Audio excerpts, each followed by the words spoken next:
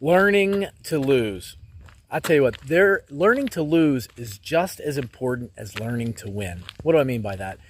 In today's world, these kids in school and even with adults, giving prizes out to everybody, not being able to have a valedictorian, not being able to tell somebody they're in first place or somebody's in last place. When you do this to kids, especially when they're young, you are setting them up for a devastating life, because when you get out into the real world, it doesn't care. There are winners and there are losers. You don't have to put any type of label on it. You know just by the money that's in your bank account, what you're eating, what you're driving. Are they coming to evict you from your house, winning or losing? People cannot handle it on the job. If they get there and they don't get exactly what they want, they throw a temper tantrum. They can't handle the world. And a lot of that comes from, as kids, getting everything. Not being able to understand that it is okay to lose and to use that as a motivation moving forward. But we don't teach kids that. It is good to lose sometimes, because then it gives us the drive to be better.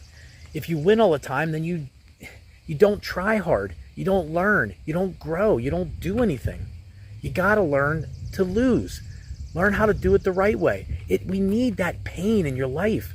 We got to teach kids that it is painful to lose. If it feels good to lose and there's no pain, then why would they ever try hard to do anything in their lives? It's common sense in an uncommon time. So down below, if you think these things are happening and you see it with your own kids and how you're raising them, we didn't raise that with our kids. There was no excuses allowed in our house. My oldest one just graduated. He's off. He's a lawyer.